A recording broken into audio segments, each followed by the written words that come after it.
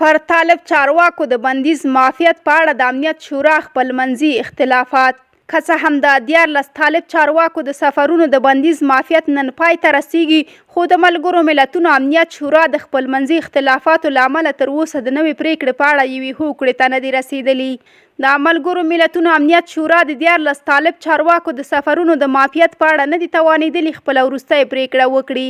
اسوسییټډ پریس خبري اژانس نن د اګست په 20 د لوړپوړو ډیپلوماټانو له قوله راپور ورکړی چې روسیه او چین د دې پلوي دي چې 14 طالب چارواکو د سفرونو معافیت د دوام وکړي او دا طالب چارواکي د روسیه او چین په ګډون قطر او د سیمې هیوادونو ته د سفر اجازه ولري.